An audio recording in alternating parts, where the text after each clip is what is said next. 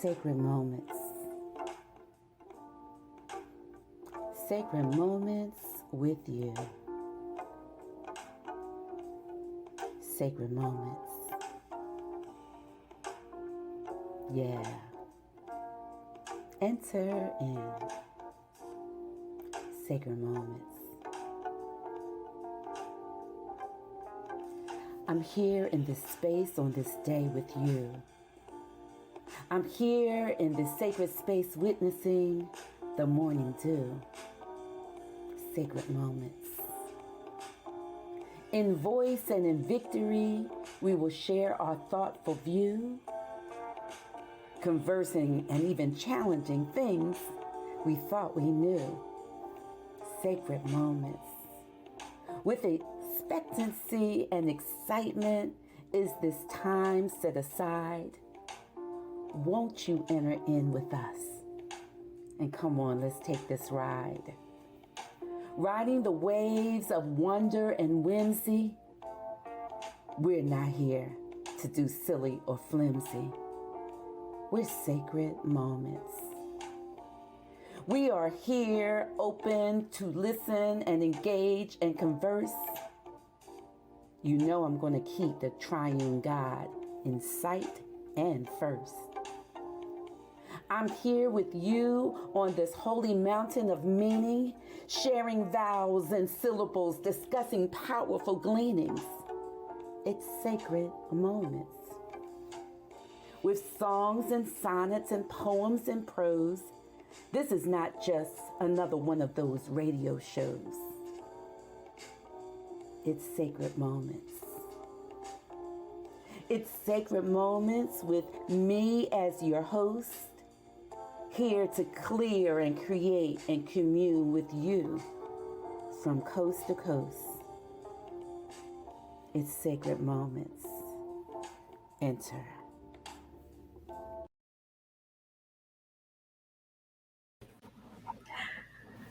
We are back. Good morning. Good morning. Hello. Quite lovely this morning. Thank you. Red is my favorite color. You know what? It's my least favorite color, but I always look cute with red, so I just go with it. It's a power color. Yeah. Vibrant, which we need. I mean, I have on black again. I need to get some. Well, I have some in audience. I don't know if you can see my fabulous earrings, but I have these red earrings on that look like an old album. They're cute. I like them. I think they're cute too. I needed some color, so here we go. Yes, yes. Good morning, audience. I'm still trying to get like a song to sing every Sunday. It's more like good morning. It's sacred moments. But I really need something a little bit more up to date. I need more like a rap song or something. You did say you want to rap. Yeah. I would love to embarrass my grandchildren by doing a whole rap, getting a cap, putting it on backwards, and just rocking it out. Oh my God. I can't with the cap. That's gonna be too much for me. I was with you open to the cap on backwards. Put a cap on back. And I might invite like your mom and Miss Esther, and we could be like runners DMC or runners LME. Okay. I'm way out. You see what happens when we take a week off. We come back and we're like, oh my goodness. Yeah. Oh my goodness. Audience, we have missed you. We were away for 1 week and we needed to do some things that we were able to do. And we are happy to be back. We missed you for the week, and I hope you missed us as well. We love being with you on Sunday mornings at 9 a.m. for Sacred Moments. It is definitely a time where we can converse, where we can talk about matters of relationship, of faith, of honesty, of authenticity, and just hear your comments and share. We're always happy to see you see you posting on our various sites. And we hope today, especially, that you do post and ask questions and put comments in because we're going to have a really, really good topic. But we always start off asking each other, how are we? So we are going to do that. We want to know how you are, audience. So put that in the chat. But I always want to know how my co-host, one of my spiritual daughters, is who is the producer and owner of this radio show. How are you today? I'm okay. I'm a lot better. This week was busy, but I'm back on the grind. So I'm back to Okay. my normal busy self. Mm. Now we talked a little bit at our last show about making sure that we have balance, that we don't Mhm. just run ourselves in. Are you working on that at all? Yeah. I have so many things that I want to do. My to-do list was like, this long, if you can see. But I have like Mm. 4 things on there now that I'm just working on. Like I just broke everything up into like quarters and when I want to do it. So I'm not trying to run um and do everything. And like I said, I'm just saying no more. Like I don't want to do that, so I'm not going to do it. A lot of things I was doing just to, please other people, but now no. Yeah, I've been actually thinking a little bit about that myself this week, especially. And I think it is courageous and healthy to know the balance of yes and no, and Hmm. not to feel guilty about it. Yeah. Because I would say no with a lot of like, no, because I got this Hmm. on my schedule, or no, because I got it. It's always like I was explaining that no. Yeah. And I have to say no to something this week, some things Hmm. that are coming up, in order to say yes to the things that are going to be healthy for me. But it takes a little bit of practice, doesn't it? Yeah. I'm like, no. I Hmm. don't want to. That's Yeah, it. yeah, yeah. I'm tired. Audience, how are you about saying yes or no? Do you find it hard to say yes, or do you find it hard to say no, or either or? Do you find out that sometimes you say yes to things that you know that you shouldn't, and then no to things that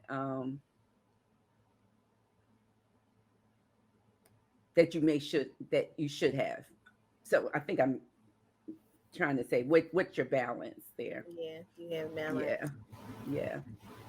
Well, something for us to think about. Well, this morning we are back with another one of my spiritual, I don't know if she's a spiritual daughter or a little sister. It just depends on how old we are. Mhm.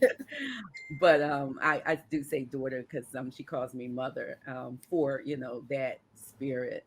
Um, and her name, I'm going to give her title as well, Nurse Nichole Turner. Although we're not necessarily talking about nursing, we're going to tap on that, but we're going to be talking about singleness. And very good topic. This is not just a topic for women. And let me make a disclaimer: this is not a show where we are bashing men at all. We're just talking about being single. So if you're a male and you're on listening, we love to hear your point of view, really would.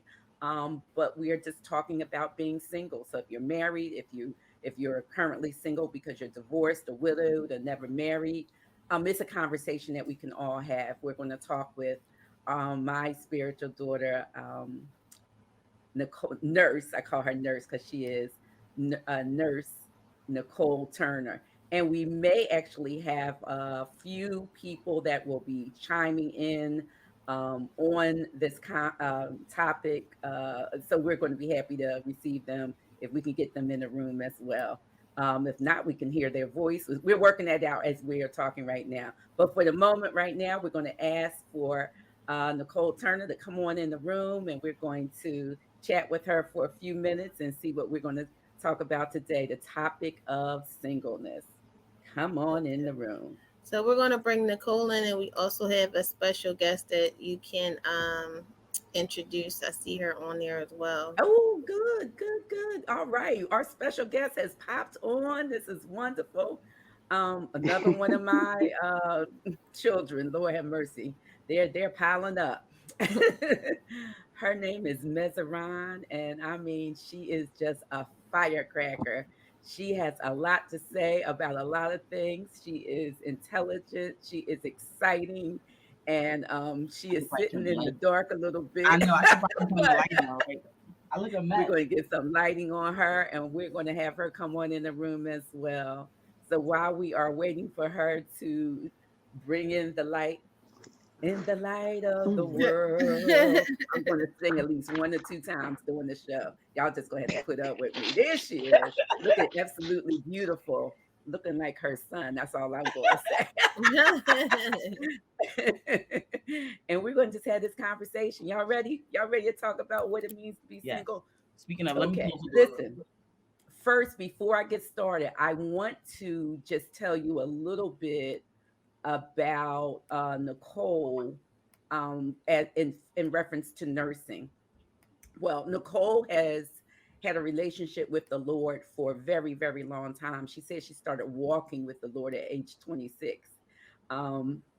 She grew up with me, actually, in the sense of we grew up at the same church, as well as Messeron did, Church of Redeemer Baptist, and she served in a lot of ways.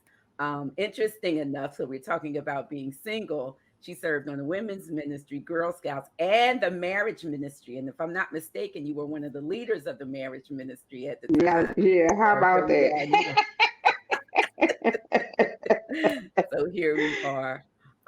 But she is also a nurse practitioner who really believes that people deserve quality health care. And it's afforded that opportunity, and also for us to take responsibility for our own health care. She has this really sincere desire to assist her patients in the process of navigating the healthcare system, which we know can be daunting. She really enjoys traveling. Every now and then I see pictures of her in foreign places all over the world, smiling.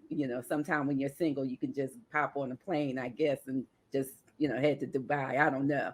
I'm going to have to work on that process. But she does serving in many capacities. So welcome. How are you today? I am well. A little nervous, but I'm good. All right. Well, you're looking well, and you don't look nervous Thank at you. all. Messeron, how are you feeling today? We're going to ask that. Oh, she measured her. I went Okay. and got a friend. Listen, when you single, you can just pop up and do your hair any kind of way you want to. I don't know. What you call a 5-minute hair? Wait a minute, because I looked down for a second and I looked back. It's a whole new person on the screen. You got an extra guest. Lipstick and everything, yes. I didn't know I was going to be on camera, or else I would have gotten a little bit more presentable, but I'm here. You're quite presentable, and you can be, when you can just work that thing, like, give me 3 minutes. Give me 3 minutes. You go ahead, top model. So you're doing well today? Yes, I am. Thanks for asking. Now you're interested in the topic of singleness as well, right? Yes.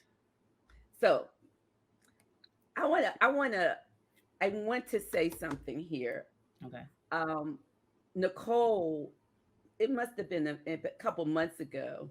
You put a meme on your Facebook page, and it was like, wow, yes. And the meme said, well, first of all, it was a sister girl with hips like me. She was laying on the floor. So when everybody to get this scene, she was laying on the floor, smiling. I think she was like talking on the phone. She had her feet on the couch. So she was just chilling. Feet up. Yes. Her feet up, looked like it was a sunshiny day. And the meme said, stop assuming single women are unhappy. Yes. It's true. Now, I stopped when I read that, and I was like, oh, we got to talk about this. What made you post that? I think I was at a space and place where I'm content. I'm happy, like I'm good. whether I'm in relationship or not. I'm good. And I, but I do desire a relationship, but I'm also at a completely different place in my life where I'm okay with or without. And I was like, yeah, I like that because the mean, she was very casual. She was doing her thing. You could see some books or whatever she was enjoying that day. And I was like, yeah, that's me. I like that. And I posted it. It resonated with me. It resonated with me, the whole scene. Just very casual, doing whatever she enjoyed doing. And it's like, okay, I'm good. Like I think it's very important to be happy within yourself before you even think about being in relationship with somebody else. You it's just you gotta be content. You gotta be good with you. And there's nothing wrong with being alone. I think it's just somewhat liberating. Yes. What do you want to add to that, Messeron? The whole time she was talking, I'm just thinking about all the things that I've gotten accomplished while being single. You know, being single is a ministry within itself. It allows me time, like she said, to focus on myself. I've been able to start a business. I went to school twice. You know, I've gotten a lot of things accomplished without having a distraction. I've been able to travel. You know, I can come home if my son is not here. I can eat peanut butter for dinner. I don't have to worry about cooking.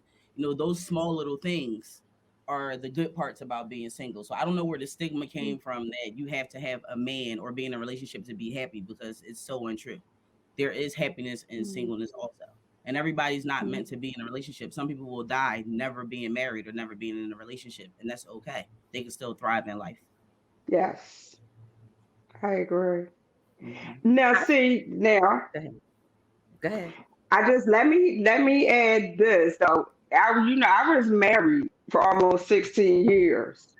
So I didn't wake up and be at this point. I had to work to get to the place of being content, being single. And it took a minute. It took a minute, a long minute. How about that? It took a long minute to get to that place, but I'm happy that I'm here. I'm happy. I'm good. How long have you been single?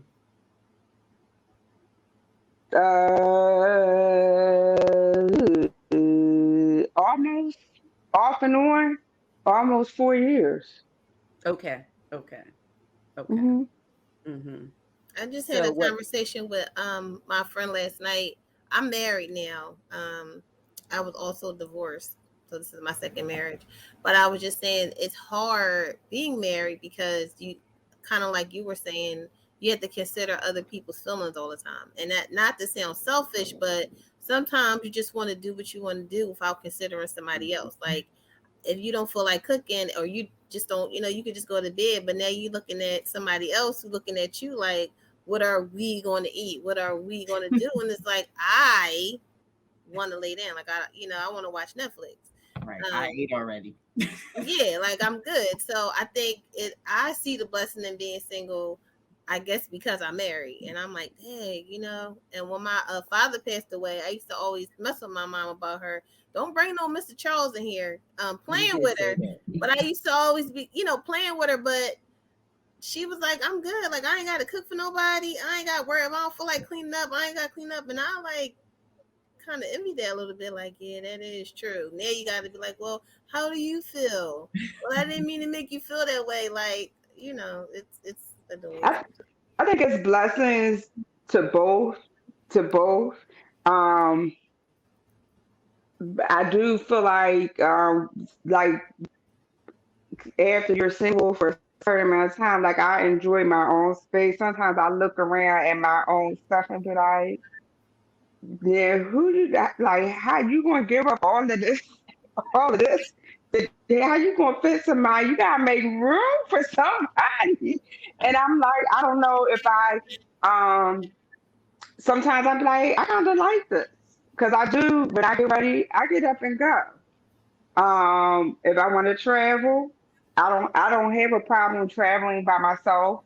I don't have a problem doing movies by myself, going to concerts by myself, doing dinner by myself. I feel free to do that. I'm not saying I don't get lonely, um, but I don't know. It's just a different space and place for me, and I didn't believe that I would get here, but no, it's not a bad place to be. It's just it's I don't know. It's something to that. I think you get to hear your own voice. You get to fine tune who you are. You get to spend more time with God. There's no, like Measuron was saying earlier, that Measuron, oh gosh, I lost my train of thought. It's just quiet. You spend more time with God. Um, you hear your own voice. You move at your own speed.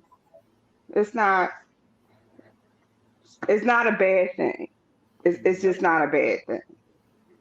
Somebody asked a question. Brenda said, is it easier to work towards contentment and singleness when one has already been married or been in a long-term relationship?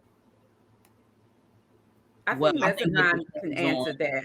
I think it depends on what you desire. If you've already been in a relationship, the first question is, do you desire to be in another relationship or do you desire to be single? Because that's going to depend on the approach. If you desire to be single, then you would act like you want to be single. You focus on yourself, you pour into yourself, you pour into your relationship with the Lord.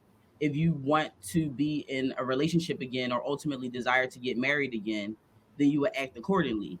You can still pour into yourself and spend time with the Lord and all of that other stuff, but you have to also put yourself out there in a way that people can approach you and you can be found.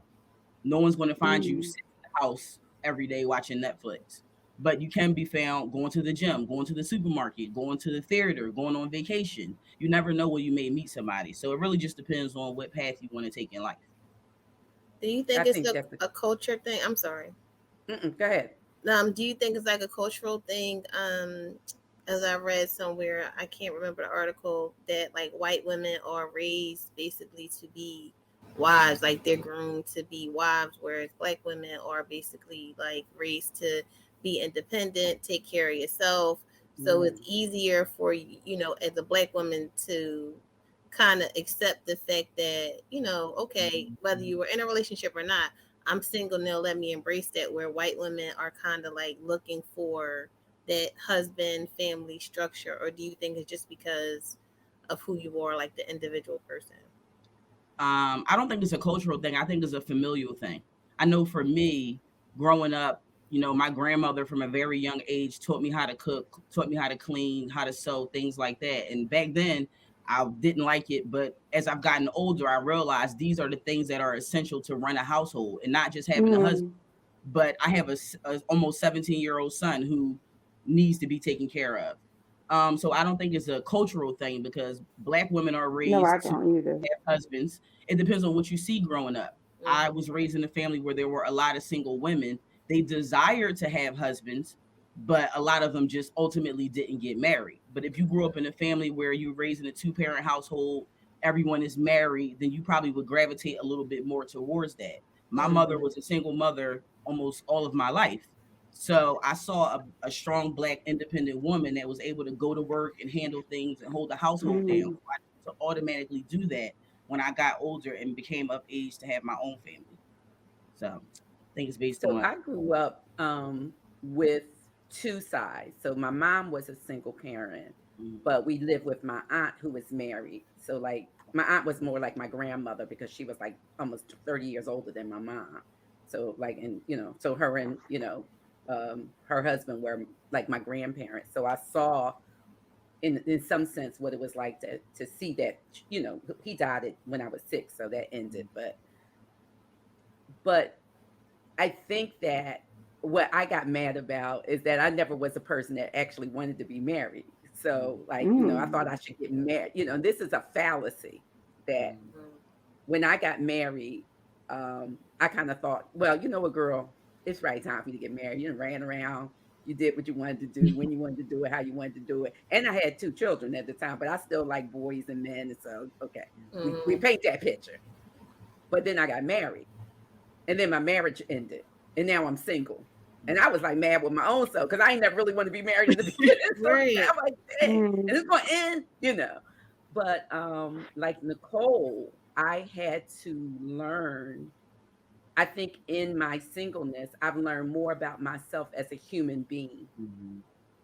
I learned more about myself as a woman, about what I like and what I don't like, what fits and what doesn't fit. But that, and I'm, speaking to the question that Brenda put up, that was, like Nichole said, for me, a very long journey to find that out. But I would not have found that out had I not been single, had all of that not happened. So don't assume that I'm unhappy. I'm single. When people ask me, are you single, you divorced, you widowed? I'm like, first of all, none of y'all business that I'm divorced. Why would I ask that question on this? What you need to know that for? So I can, a statistical. I'm just single. You don't need to know all my business, right? Because single to me does not equate to being unhappy anymore. It did for a moment, to be honest. After my divorce, it was a shameful thing. Yeah. My marriage fell apart. I was ashamed of that, but not anymore. Will Yeah, Smith I think said, that you. good. I think that you have to kind of, I guess, begin to change the narrative of being single and remove the stigma that you some kind of pariah or whatever because you're single, and it's not the case. It's Yes. not the case. People who are single have very full lives, very satisfying lives. Um, and it's just not a bad thing. It's just like you had to change the narrative. But again, for me, I had to get there because, like you, Michelle, I was embarrassed, ashamed, and everything when my marriage fell apart. Um, I kind of had to push myself to go out, like even when I know that knew, and still even today know that they're going to be mostly couples. I'm 50. So most of my friends are in a relationship or married. And I am the outlier. I'm single. Um, but I think it's important to just change the narrative and put a more positive spin on it. And I just want to add to that really quickly, Miss Nichole. I assure you, some of your friends are probably envious of your life.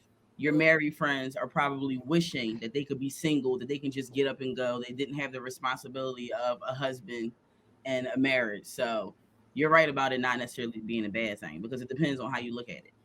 Yes. Mel said she believes it's good to experience both sides, to see the good and bad on both sides. And she said, very active lives. I'm a witness. And I was going to say, Will Smith and Jada, I know they're in the news a lot about their marriage, but he said something before, like they were having so many problems because they kept dependent on each other to make each other happy, and that they had to learn to find happiness within themselves first. So I think that it's important that if you are single, like you guys keep saying, to try to find that happiness first, so that if you do decide to get married at whatever age, you won't, you can both be whole, two whole people coming together instead of depending on somebody else for your happiness. So that if you do end up single, because it's not necessarily marriages, you could be single because you lose a spouse or whatever, that you're not um, holding on to someone else for the happiness, getting to know yourself. And here's Monique. She said, Mm. this equates to celibacy, and many young women have a desire to be married to have sex. So, how do you change the narrative for a single Christian woman who desires sex but is not married?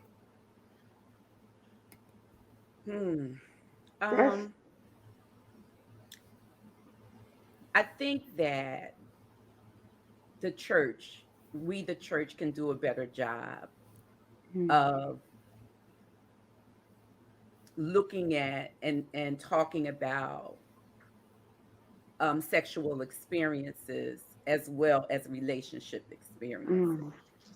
I think that we could do a better job of that. I mean, we were raised in some ways to to to put a lot. This is my uh, opinion of what I saw and experienced. To put a lot of pressure on, I would say, single women to hold themselves to chastity and wait on their mate, which I think that if that's not a bad thing, if that's what I think that if that you believe to do that, that's a good thing to do. But if you are thinking that sex is going to hold a marriage together, I am here to tell you that that is not true at Absolutely. Mm-mm. all. Period. Um, those two things, um, you can be in a marriage and not even having sex. Mhm. I would, intimacy to me is a level above just having that sexual experience and knowing your own self and getting to know yourself is a part of being intimate with yourself and your knowing your worth, so that if you think we got to get that fallacy, I'm getting married because I want to have sex. I think that those two things are destructive. And I agree. my I other think that sisters can comment. yeah, getting married just to have sex, you in for a rough ride. Not a good thing. Um, I think that changing the narrative, I think the firm foundations of a relationship should be pushed. Respect, consideration, um, how do we connect from a spiritual perspective? What are our values? What do we see in each other? How do we connect? And to me, sex is overflow of all of that. And of course, should be done within the context of marriage. But we know that sometimes it don't happen like that. But um, to me, I don't honestly, I don't even like if I'm trying to date. I have learned I don't even want to talk about sex. Mhm. I don't want to talk about it. Let's talk about you and me and where we come from, what we enjoy, what are our intentions towards each Yeah. other, things like that. Because I think once you add sex into anything, you go off on a rabbit trail. But sex within its proper context to me should all just be the overflow of the love that you have, the intimacy that you share with that person. It's And a And so, movement. if you It's a movement called let me Sex just say Can this Wait. briefly. Hmm, I was say that saying again. that if anybody's listening that that's the issue for, there is a movement, it's a group of people in Philly anyway. It's called Sex Can Wait. I think his name is Jeremiah Chase, I believe, and he just recently got married. He was like 27. I think his wife was a little older and they were virgins, but it's a group of Christians who um that's what they're doing. So if you get around the people that are doing those things, it may be easier um for you to abstain. I don't think it's necessarily changing the narrative if you're around people who are single and having sex, and you're trying to be a single Christian woman who wants to have sex. If you're around those people, it's going to be hard for you. But if you get around a group of people who are a doing community. what you want to do, there's a community out there, and they're in Philly, and you could just get around them. They have events. They just had a fashion show. Like, they're doing things, so it's going to be, it's harder to do I don't want to say sin, but it's harder to do certain things if the people you're around are looking at you like, girl, no. So change your environment and you'll change the narrative. Find those people, get around those people, hang with those people, and it'll be easier for you to walk, to be in that walk. And it's also your conviction. And I'm saying this very seriously. Like, your conviction is your conviction, right? Whatever that may be. So if it is your conviction to remain celibate, um, you have to know that you're going to come up across some people that are not going to be in agreement with that. And then you, the single person, the one that makes that commitment, has to make a decision at that time. But anybody, I'm going to say this like with some authority, it, do not get married to have sex. Yes, like, Because thank you. I'm You don't even have sex when you get 99% of married. the people that I'm talking to that's crying on my shoulder about, oh, I wish I never got married, is because they got married to have sex. Ain't no sex in marriage. And I think part of also changing the narrative, just to piggyback off of what B. Michelle said earlier about the church. I know me being a millennial growing up, I was taught just don't have sex, don't do it, just hold out. But realistically, that's not realistic in this day and age. I think a way to change the narrative is to let people know the risk of having premarital sex, and not just STDs, pregnancy, that type of thing, but spiritual battles that you have to go with, soul ties. Like, some of those things take years to break. So if we know the risks and things that we may be facing, people may turn away from certain things or try to avoid certain things so they don't have to go down the path of heartache and pain and stuff like that. So that's also a part of changing the narrative. Just being honest with people and letting people know, listen, if you get with the wrong person, it might take you 5-10 years to get this man out of your system. Like, your heart, your soul, your mind, your body. That's the real, that's the real problem. So I think that's a part of it. Ramel says she agrees because a lot of people have sex early and then realize they don't even like the person. Yeah.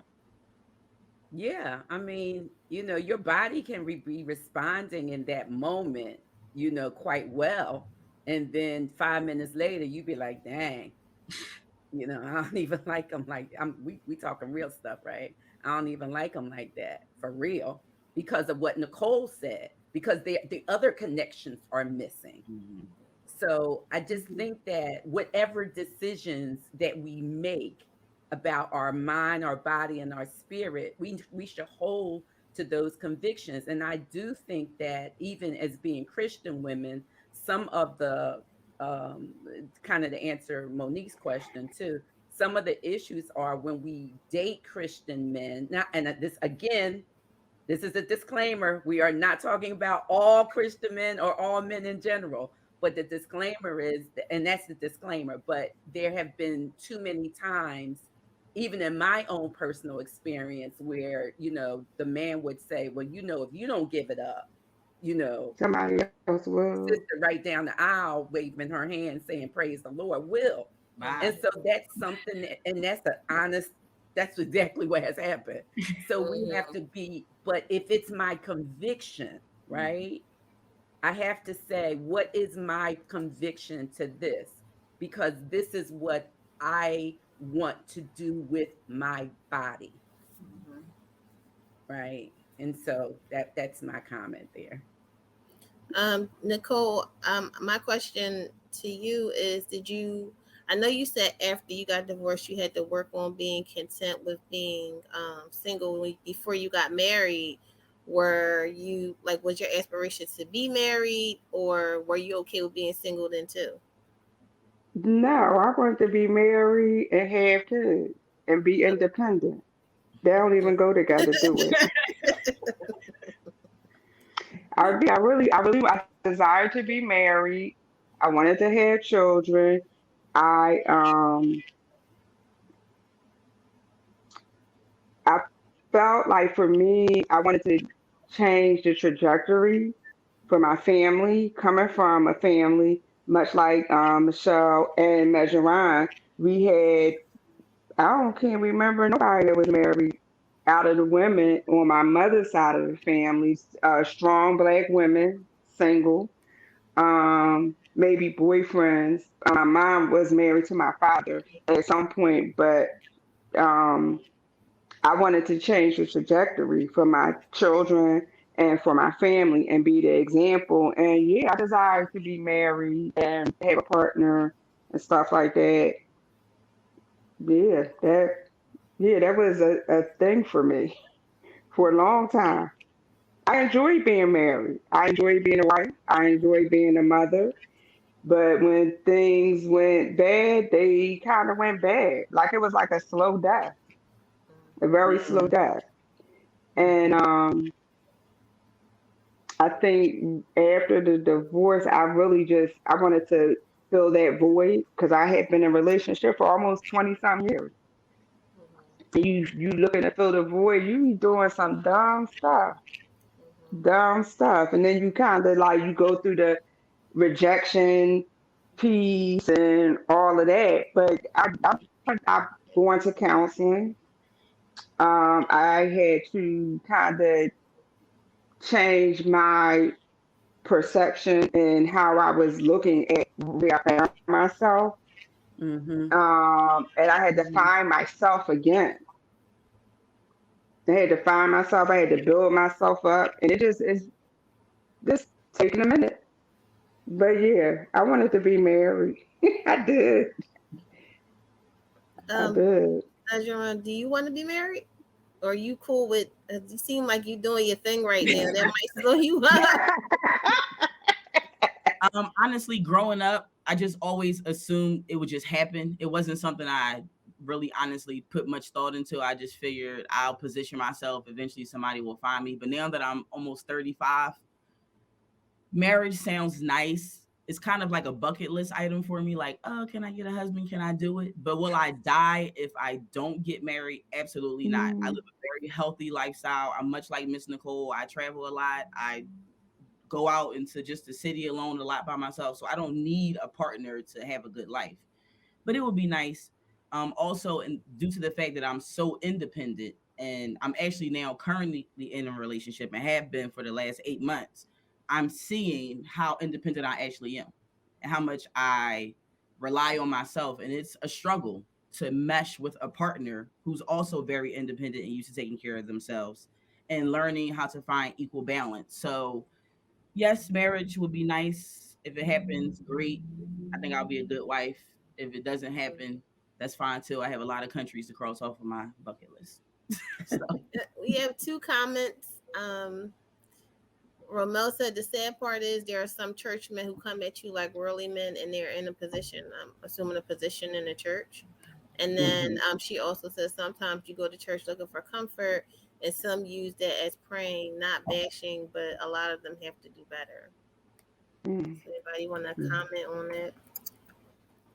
Any experience with that or no? I've had some very bad experiences with Christian men, but it's not made me want to stop dating Christian men. It just, I feel like everybody has their own individual situation and personality, and one egg doesn't spoil any bunch. But I have I had some bad agree. experiences with men of the cloth that were like, you should know better, like for real. I mean, Mm-hmm. people that were actually like on the pulpit, like you really should know Mm. better, and they were the worst. So, Mm. Mm. Um, I've had many experiences being single at this particular age, and one of the things I did want to say before we close out, we only have about a couple minutes, so just think really quickly, guys. Give us while I'm ending this part, maybe a minute of your encouragement to single women. But I've had many experiences, good, bad, indifferent, um, uh, dating Christian men. I have dated after my divorce. And the one thing I do want to say, I'm far from being a millennial anymore. Um, I guess I'm getting close to the eldership, but women of a certain age don't ever think that we're not vibrant and ready for the way love will come, because sometimes people look at you of a certain age and figure, well, they Mm. don't want to be in a relationship.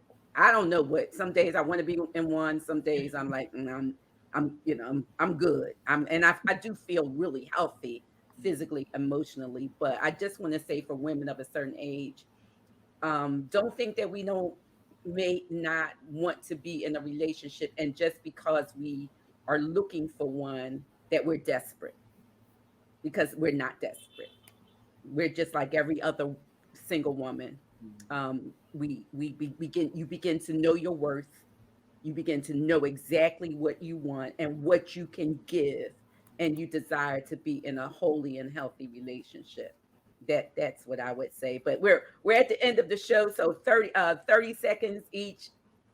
Mezeran and Nichole, what words would you give to the audience to just encourage the single women to keep going, hold the faith? What might you say to someone? I would just say stay the course. Don't focus so much on being in a relationship. Just Yes. focus on living. And when it's meant to happen, it will happen. We know that the Lord can move mountains, and we can't even possibly fathom some of the ways that we may meet our spouses. But when it's supposed to happen, it will happen. And for some of us, it may never happen. And that's okay, because it just might not be meant to be. But you still have to keep on living and keep thriving in life. So that is my advice. Great, great. What about you, Nichole? I think Measuring said it all. I second that. I second that. It's yeah. Singleness is not a awful thing, and when it comes, and you don't have to force anything, and you don't have to lower your standards. And be good with you, and kind of, I think it's also good to know what you, if you desire to be in a relationship, you need to be clear on what it is that you're looking for. Be very clear so that when something comes that you're not looking for, you can just be like, okay, next. Right. We didn't So do our quirky question in the beginning. So we I have a question, and then you can wrap up, Miss Michelle. So the question is, what meal could you eat every day for the rest of your life? You get to pick 3 things, but you have to eat it every day, all day for the rest of your life. Hmm. I do oxtails, rice and peas, and cabbage. that's a I meal, say girl.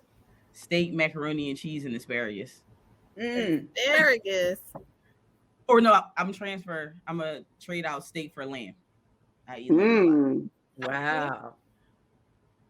I'm with the asparagus stuff. Yeah. This has been such a great, great show. You never know when I might call you guys to come back on again. This was really encouraging. Um, I really appreciate Mezeran because I think she's our first millennial. Yes, Yeah, yeah. It's a younger perspective is always good. You can't discount that. yes. But I And also would y'all need millennials in think y'all life. I think that we should have some single male because I think Mhm. that is going to that's a different perspective that I think women need to hear.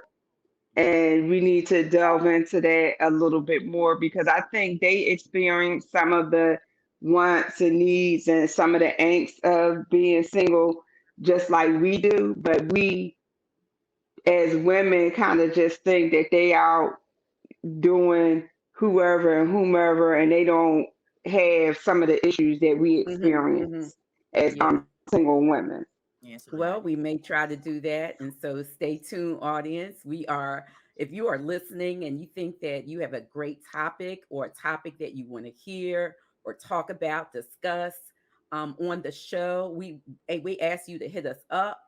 We are open to just talk about all kind of topics. Of course, our show, the foundation of it is faith, hope, and love. So we really try to pepper that and have that throughout as well. But we're open to hear from you. So hit us up on any of our sites, and we'll be glad to discuss those topics with you and get a show together. I am so grateful to be with the famous Khadijah Phillips alter ego who runs this show. She is doing all kind of things behind the scenes. We're gonna give her a hand today. We're gonna give her whoop, whoop, whoop, whoop. She's gonna give you that red top because it is all of that. And we look forward to seeing you guys on Friday evenings at 6:30 for Sacred Space Ministry. right on Facebook Live on my Facebook page, and right back here on Sunday mornings at 9 a.m. We have a really good show next week. I want you guys to prepare for it.